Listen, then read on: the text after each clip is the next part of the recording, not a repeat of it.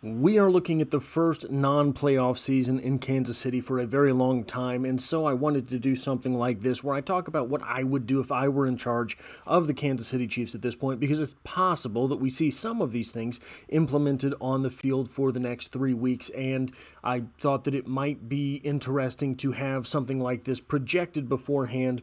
So today I will be releasing 2 videos, this one on the offense, later on today, one for the defense. So let's start to look at the Kansas City Chiefs and what I would do here.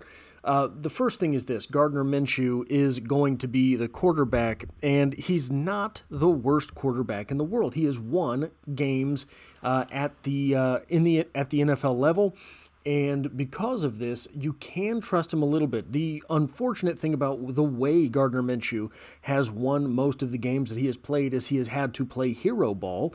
I don't want him to do that. I don't want him running the football past the line of scrimmage. If he's got to keep a play alive, but deliver the ball, because there are other things that we want to see. Give him a script. Tell him there are certain plays. Hey, on this play, we're going to target Jared Wiley, etc. Whatever the receiver may be, that some plays there will be an objective, and that objective is not necessarily to win the football game. Figuring out the roster for next season is the objective. The Kansas City Chiefs have the opportunity to do that during a regular season for the very first time in a very long time. So that's what I would do at quarterback. On the offensive line, I would put Trey Smith on the IR. He has been battling through an injury for about a month now. Shut him down. There's no reason to bring him back. There's no reason to have him on the field. There is no reason to risk that.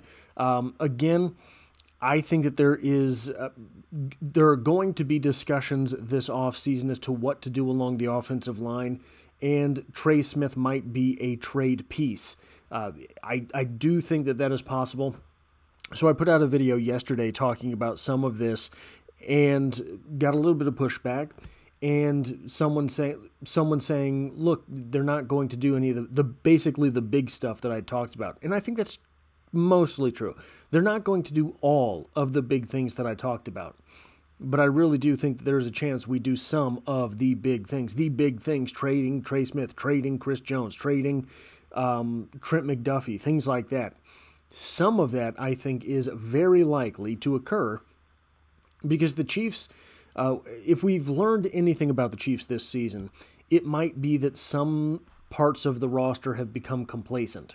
And that is a very dangerous thing, especially when you have an upstart in the division like the Broncos and a perpetual sort of thorn in the side like the Chargers.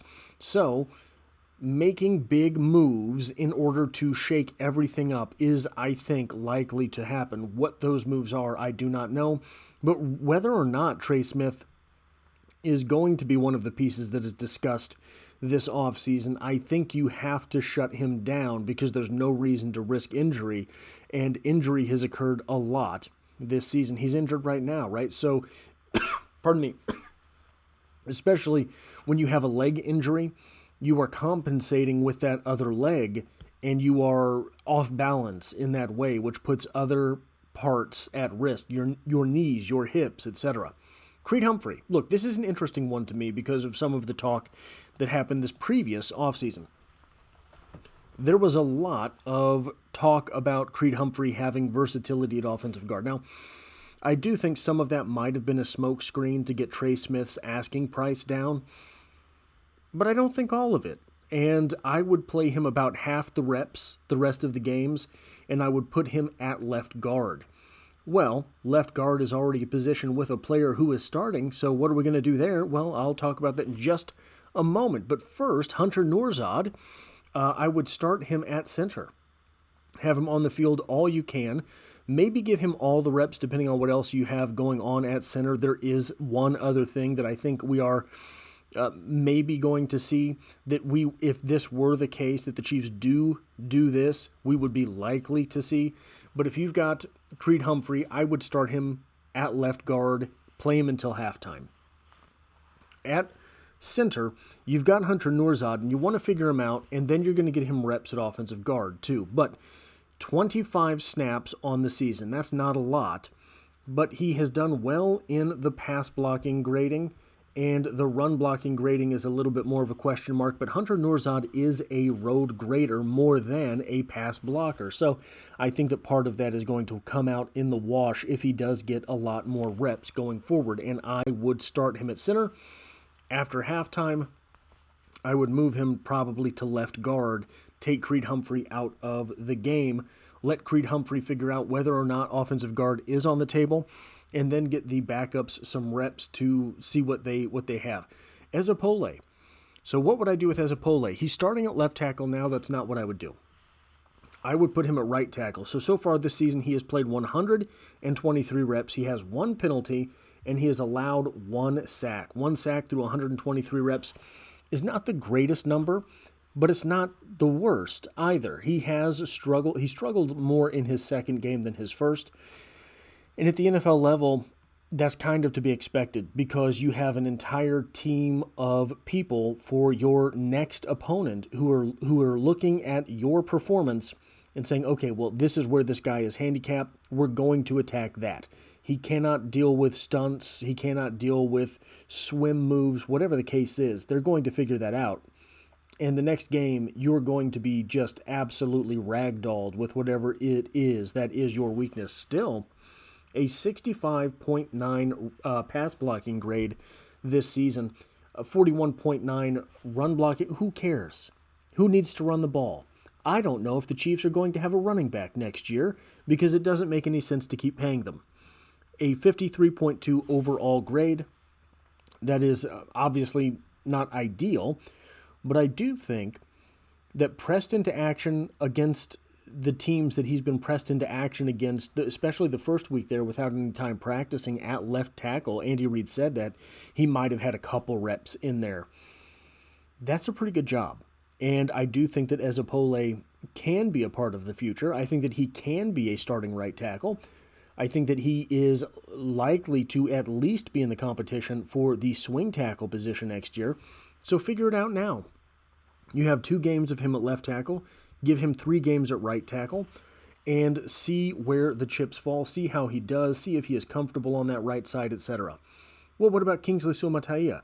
Because he is starting at left guard, but if we're going to start Creed Humphrey there, we have to have something to do with Kingsley. Kingsley has done a good job this year, but he was drafted as a tackle, and he failed his way out. Look, I talked about this when he was drafted, that I think that he could be an elite offensive guard, but you're going to put him at tackle and let him fail his way out. And that is what we saw last year. He failed at offensive tackle, was moved into offensive guard. But right now you have 3 low-stakes games, and he has found his comfort level on the field. He knows NFL speed. He knows NFL power. Let him test the waters at left tackle again. He has adjusted to the speed of the NFL, and the strength was never a question. So put him back out there, see if maybe he does a little bit better. He's gotten comfortable. He has learned the ins and outs of the game. This is what he's done this year. He's on pace to eclipse 1,000 reps in a single season. He has allowed 1 sack at that guard position, and he's only committed 4 penalties to this point in the game. 4 penalties on 938 reps. He has a 69.7 pass blocking grade, a 65.5 run blocking grade, a 68.3 overall grade. He has done admirably at the left guard spot. I don't think you can blame the offensive struggles on him at all. One thing to keep an eye on as we enter draft season is that I've already seen some of the YouTube personalities, not in the Chiefs sphere, but in the mock draft sphere, talking about how Kingsley Suamataia has not performed and they're going to replace him. I think that those are people who are... I wouldn't want the task of having to keep up on all 32 teams either. I think that anyone saying that should be disregarded for the offensive line for the Kansas City Chiefs. They have not watched the games. They do not know what they're talking about in that aspect. And Kingsley has not been the problem here. But he does have an opportunity to figure out a little bit more at offensive tackle without the franchise standing behind him. C.J. Hansen. This is a very high ceiling guy. but he is also a very low floor guy. He was on the active roster all last season after being taken in the 7th round and spent most of this year on the practice squad. I would go ahead and start him at right guard, and when Creed comes out at halftime, move either put him at left guard, or you just move him into center and swing Hunter Nourzad out to left guard. Figure that out. Figure out the interior of the offensive line, because what this will allow you to do is figure out if you have the versatility along the offensive line that if you do end up trading Trey Smith, you have the next 3 games to figure out whether or not you have the next starting right guard on your roster. Maybe Creed gets out there to left guard and just looks so incredible that the chasm between Creed's performance at guard and Hunter Nourzad's performance at center make the offensive line actually better than what it is now. Or not better. I think that you would lose something if you lose Creed or Trey. You're going to lose some run blocking support especially. But this gives you the opportunity to figure things out on the field, keep CJ Hansen, on the field, and see if you have an actual player there that you can develop. Now, I say he's a very high ceiling guy. Why do I say that? This is CJ Hansen. This is Joe Thuney. 6'5" versus Joe Thuney, 6'4" and 5'8". It's basically the same height. He came into the league at 300 pounds. Joe Thuney came in at 304. Basically the same weight. 32 1/4 arms for Joe Thuney, 32 3/8 for CJ Hansen. Basically the same. 9 and some odd inch hands, basically the same. 5'0" for CJ Hansen, 4'9" for Joe Thuney. The 10-yard split, 176 versus 171. The 20-yard split, 291 versus 284, which basically translates that 5/100ths of a second right down the line there. You see that? Basically right down the line is what you're seeing. A 20-yard shuttle of 471 versus 454. So this is where things really stand out for the two of these players. The agility drills here, that is a problem for CJ Hansen, but it's not insurmountable. He has a much higher 20-yard short shuttle, 471 versus 454. 3-cone drill of 7.9 versus 747. Very good numbers there for Joe Thuney, but those are elite numbers for Joe Thuney. You can't, I don't think, say that is the entire translation between skill with these two players. That's why Joe Thuney is so much better than CJ Hansen. There's a lot of things that go into it. But when you get to the explosive numbers, you have a standout performance for CJ Hansen, 33.5-inch vert versus 28.5-inch vert. A broad jump of 9'7" versus 9'2". So these two sets of numbers, the agility drills versus the explosion drills, Joe Thuney takes the agility, but CJ Hansen really takes the explosion. And then you have a difference of 3 reps on the bench press, 25 reps for CJ Hansen versus 28 for Joe Thuney. That is, 25 reps is serviceable, 28 reps is serviceable plus. You're getting into good territory with 28 reps. So that is what it is at the offensive guard position. That's why I say CJ Hansen has a very high ceiling if you can get him the skills necessary along the offensive line. So my starting offensive line would look like this. And this is a nightmare, I know. But left tackle, Kingsley Suamataia. Left guard, Creed Humphrey. Center, Hunter Nourzad. Right guard, CJ Hansen. Right tackle, Ezapole. But, okay, this is the center here. Guard, guard, tackle, tackle. This right here is not 15. This is Gardner Minshew. I can't remember what number he wears, but it's not 15. So maybe Gardner Minshew gets ragdolled a little bit, but it's not Patrick Mahomes. What about running back? Elijah Mitchell is on a 1-year deal. I say cut him. Just cut him. Cut ties. cut him and call up Dameon Pierce. At that point, you can probably talk Kareem Hunt into coming back. He really does seem to love it in Kansas City. But why risk his injury this year? Just take him off the field. Run these games with Brashard Smith and Dameon Pierce. With Brashard Smith, he's just figure it out with Brashard Smith. He is just figuring out the NFL, so keep him on the field. The left side of that line, particularly Kingsley, Creed, Hunter Nourzad, is going to be good for running the football. You can run the football between the tackles to that side. I say figure it out. It's worth noting here, like this is Brashard Smith, 5'9", 194, very undersized. This is elite. 5'9", 194, basically 5'10", 194. That's small. Plenty of successful backs in the NFL at those numbers. When you look at a 4.39 40-yard dash and a 1.54 10-yard split, there's a lot of undersized running backs in the NFL. There's not a lot of 4.39 guys in the NFL. There's not a lot of 1.54 10-yard split guys in the NFL, as evidenced by the fact he has a 9.75 out of 10 score on the 40-yard dash and a 9.03 out of 10 for that 10-yard split. Give him the football, throw it to him, hand it off wide, give him all of the stuff that you are giving a starting running back. Just get the tape, because he's going to have an entire offseason to ready himself for the next year.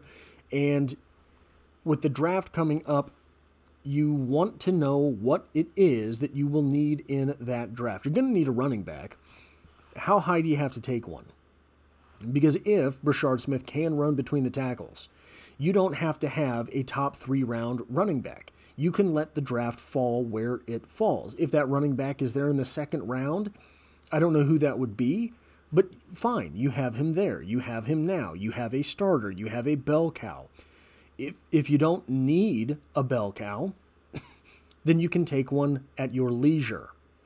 Versus, you don't know what you have in Brashard Smith, and now it's just a big question mark heading into the draft and the offseason. Dameon Pierce, give him 1/3 of the reps and see if you have anything there. You don't have Dameon Pierce on a 4-year deal or anything, but you have him in the building. Does he provide what you need in order to offer a more long-term deal? If Brashard Smith gets on the field and he has 325-yard games, then all of a sudden you have your starting running back. Dameon Pierce can be your 3rd down back, and you have Kareem Hunt perhaps coming back to do whatever Kareem Hunt does when it's 3rd and 1. There's a cloud of dust, and all of a sudden Kareem Hunt is past the 1st down marker. That's what happens. Tight end. This is maybe not a sticky situation, but it is not as clear and evident. Travis gets to do what he wants to do. You owe him that. It's the only respectful way to handle this situation. You don't know if Travis is retiring. You don't know if Travis is... he's said some things recently that kind of send mixed signals. He referred to the Chiefs as the Chiefs, and he's also said that he wants to play football if they're playing it at Walmart, right? So you have a little bit of a mixed signal situation there. Let him do whatever he wants to do. Unless Travis Kelce is on the field, Jared Wiley is on the field. Unless Brenningstool is activated, all of the remaining reps go to Jared Wiley. Double tight end sets, if Travis is on the sideline, special teams, everything else goes through Jared Wiley at the tight end position. If Brenningstool does come up to the active roster, you have a little bit of a more sticky situation there. What about wide receiver? Xavier Worthy. Oh no. Xavier Worthy ate a bad grape and has hamstring cramps. Just take him off the field. It has to be recognized at this point that Xavier Worthy has a very strange position on the balance sheet. He is both an asset and a liability. Extreme speed, and that does a lot more in the Chiefs' offense than when he's getting the ball. We know that. But he has injuries, and he has needed apparently surgery this entire season. Get him his surgery, put him on the IR, put him on ice, and figure that part out, right? sit him down. Don't let him get injured. Get him healthy well in advance of next year. Jalen Royals. Easy to forget. Jalen Royals is a Kansas City Chief.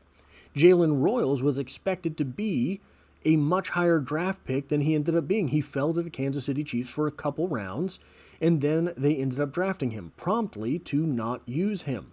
He plays 100% of the snaps from this point out. Get him looks at every position along that wide receiver core. Both of the outside spots, put him in the slot, put him in motion, get him everything that you need in order to see what it is that you have heading into next year. Rashee Rice, play him everywhere. He has been stuck on the boundary a lot. Play him the rest of the season because he's missed a lot of time. Injured most of last season, suspended most of the beginning of this season. I would not run him a single slant or whip route because we know he can do that. And he's gotten himself hurt a couple times this year doing just that. Test his speed, test his 50-50 capabilities, and just see what it is he can do downfield. He had started to do that last season prior to the injury a little bit more than he did in his rookie year. So his rookie year, it was basically all line of scrimmage stuff. You get to the playoffs, all of a sudden he's running some crossing stuff. Last season early, all of a sudden you saw him running down the field a little bit more. Don't run him any of the close to the line of scrimmage stuff the rest of the year. Get him out on the boundaries, get him downfield, get him in the slot, get him downfield. Just nothing short. Nothing short.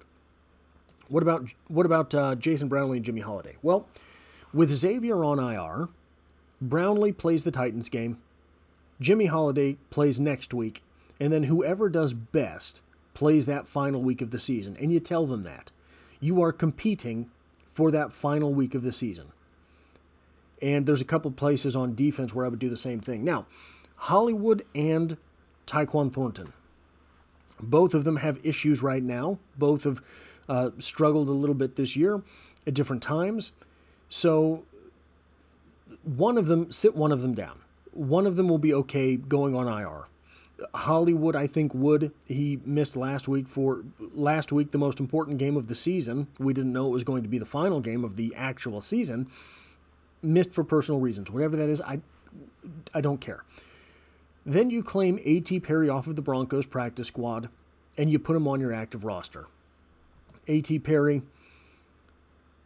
6'3", 198 pounds, 4.47 40-yard dash with a 1.50 10-yard split, an incredible 10-yard split, a 35-inch vertical, which is decent, an 11-foot 1-inch broad jump, scores 9.86 out of 10, and a really good 6.81 three-cone drill, scoring 8.65 out of 10. It's dirty to do this a little bit. The NFL is dirty. So figure that out. Get A.T. Perry on your squad. That's what I would do. And at that point, you have 3 weeks to figure out a little bit for next season. That is all I have for this video. I will be back later with a video on what I would do on the defense. And as always, I hope to have you back for the next one.